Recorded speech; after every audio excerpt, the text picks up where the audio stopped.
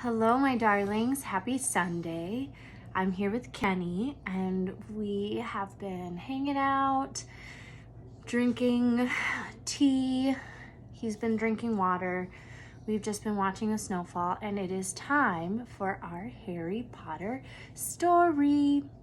So we have started Harry Potter and the Sorcerer's Stone, and we just met Harry. And remember, he lives in a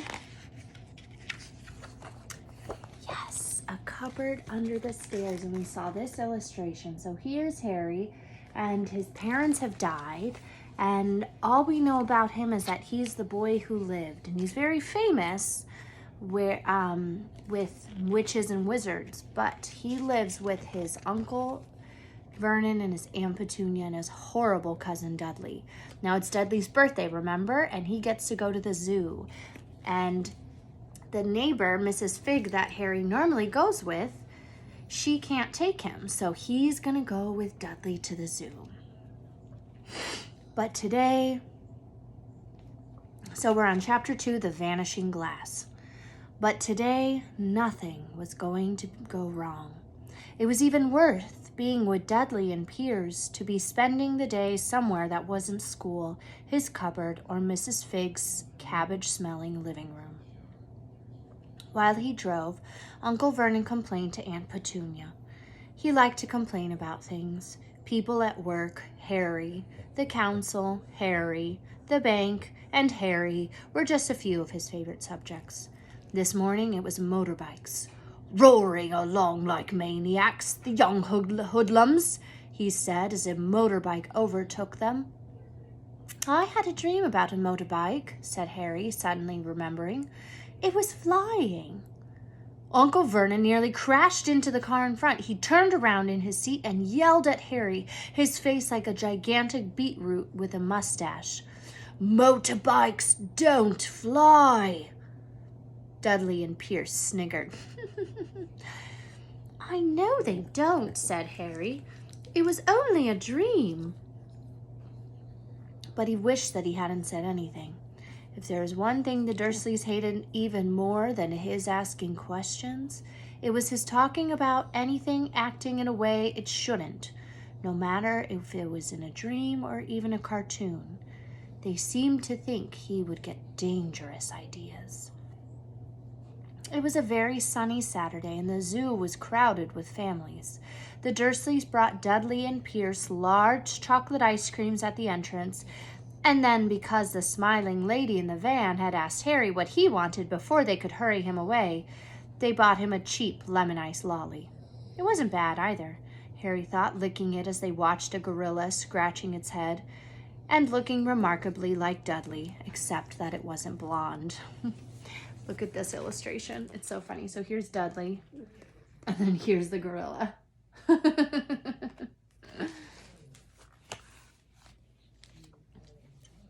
Harry had the best morning he had had in a long time.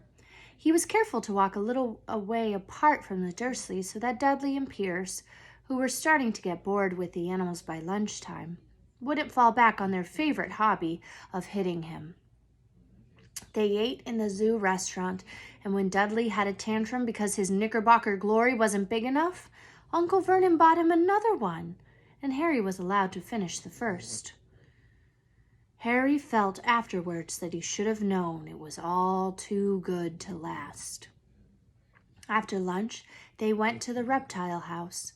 It was cool and dark in there, with lit windows all along the walls.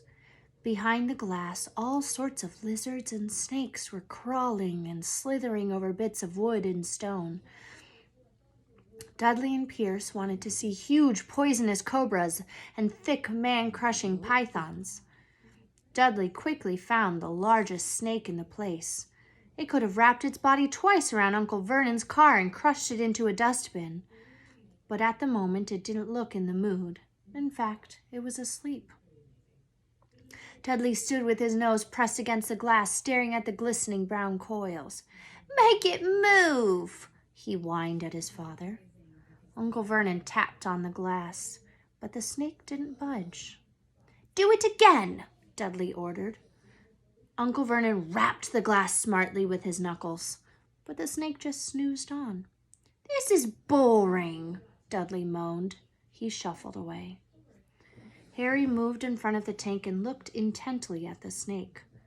He wouldn't have been surprised if it had died of boredom itself. No company except stupid people drumming their fingers on the glass trying to disturb it all day. It was worse than having a cupboard as a bedroom, where the only visitor was Aunt Petunia hammering on the door to wake you up. At least he got to visit the rest of the house. The snake suddenly opened its beady eyes. Slowly, very slowly, it raised its head until its eyes were on level with Harry's. It winked. Look, here's the snake and here's Harry.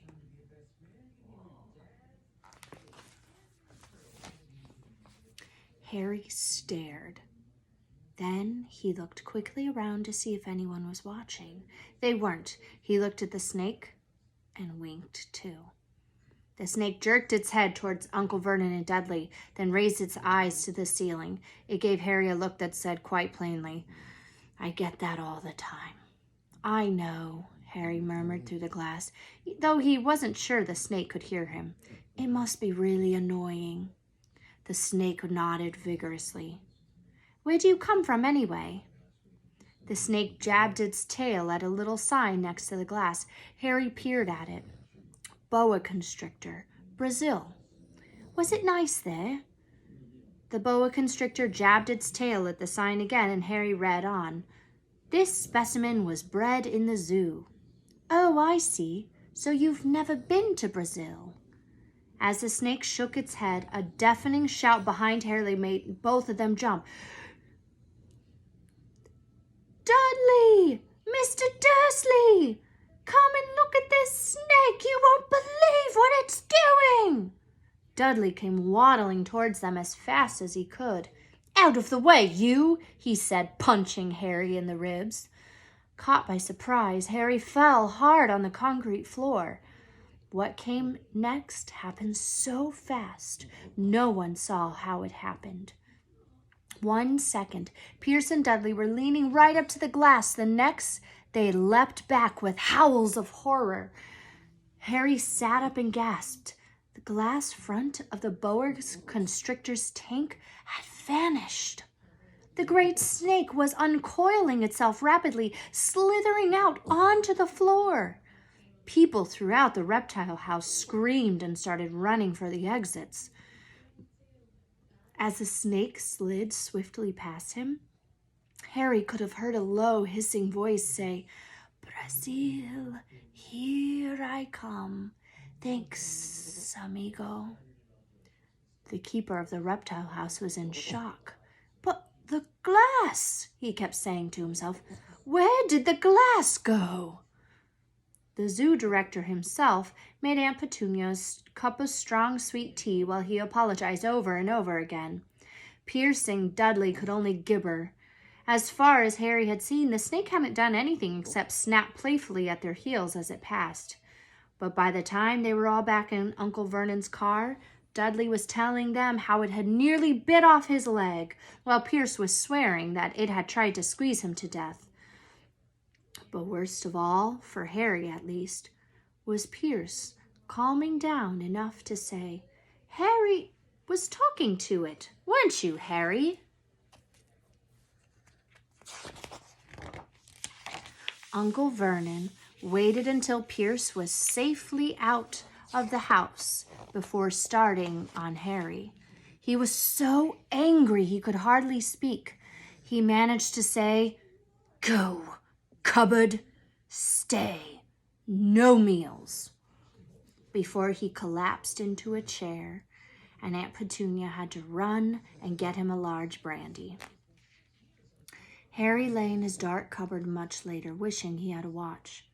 He didn't know what time it was, and he couldn't be sure the Dursleys were asleep yet.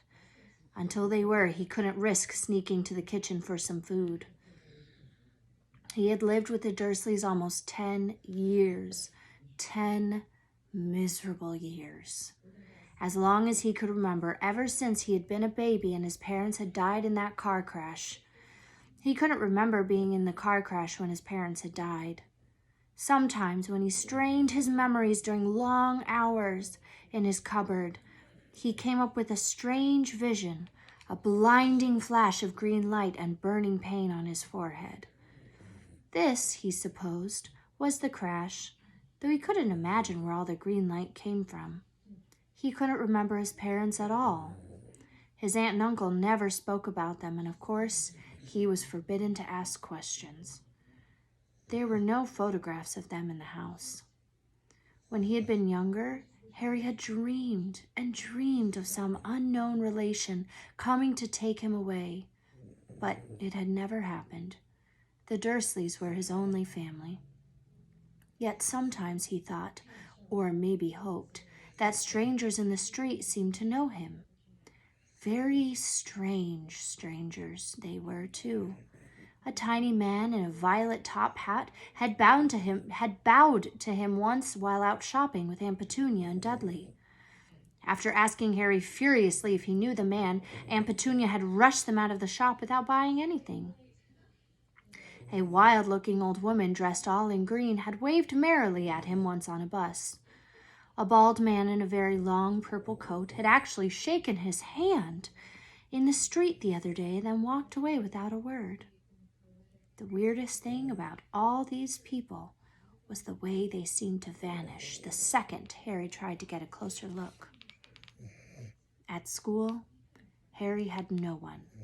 Everybody knew that Dudley's gang hated that odd Harry Potter in his baggy old clothes and broken glasses, and nobody liked to disagree with Dudley's gang. And look at this amazing illustration.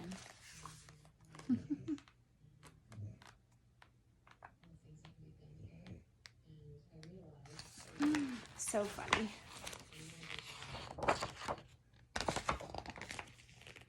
Chapter 3, The Letters from No One.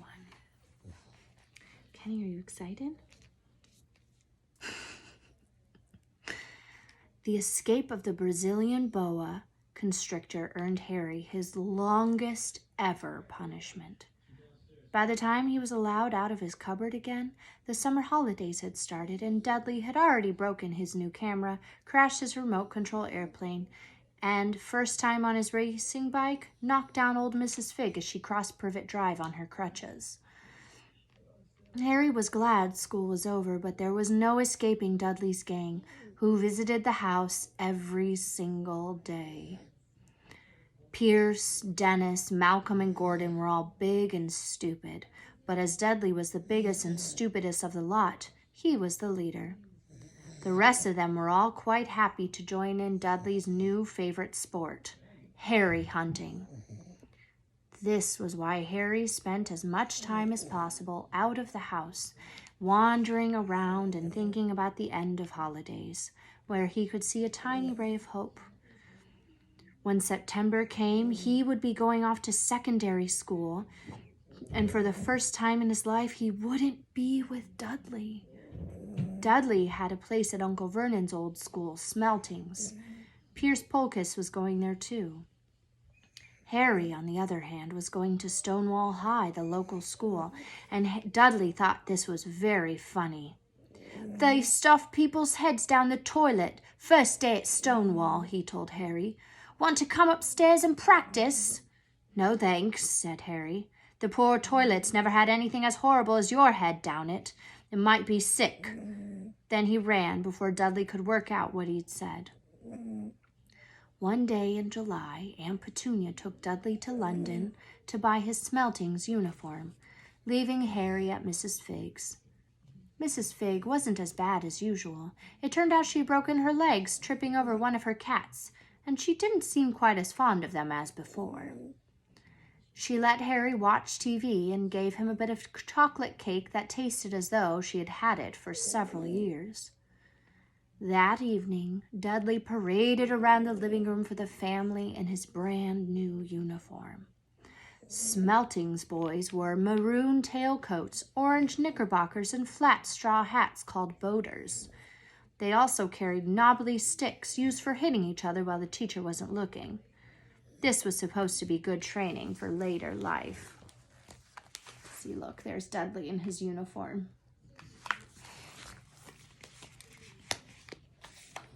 As he looked at Dudley in his new knickerbockers, Uncle Vernon said gruffly that this was the proudest moment of his life. Aunt Petunia burst into tears and said she wouldn't believe it was her Uncle Dudleykins. He looked so handsome and grown up. Harry didn't trust himself to speak. He thought 2 of his ribs might have already cracked from trying not to laugh. There was a horrible smell in the kitchen that the next morning when Harry went in for breakfast. It seemed to be coming from a large metal tub in the sink. He went to have a look. The tub was full of what looked like dirty rags swimming in gray water. "What's this?" he asked Aunt Petunia. Her lips tightened, as they always did if he dared to ask a question. "Your new school uniform," she said. Harry looked at the bowl again. "Oh, I didn't realize it had to be so wet." "Don't be stupid," snapped Aunt Petunia. "I'm dyeing some of Dudley's old things gray for you. It'll look just like everyone else's when I've finished." Harry seriously doubted this, but thought it best not to argue. He sat down at the table and tried not to think about how he was going to look on his first day at Stonewall High. Like he was wearing bits of old elephant skin, probably. Dudley and Uncle Vernon came in, both with wrinkled noses because of the smell from Harry's new uniform. Uncle Vernon opened his newspaper as usual, and Dudley banged his smelting stick, which he carried everywhere, on the table. They heard the click of the letterbox and the flop of letters on the doormat. We're going to pause there, and before we pause, I just want to remind you, this chapter is called The Letters from No One. This is such a good chapter. I'm so excited. All right. Well, I hope you enjoyed our story. I love you all. Have a wonderful snowy day. I hope you can cuddle up with maybe a cup of hot chocolate, your favorite coziest blanket, your favorite stuffed animal, or your favorite pet. You can just enjoy this nice, cold, winterish day. Anyway, I love you all. Miss you lots. Mwah. Bye.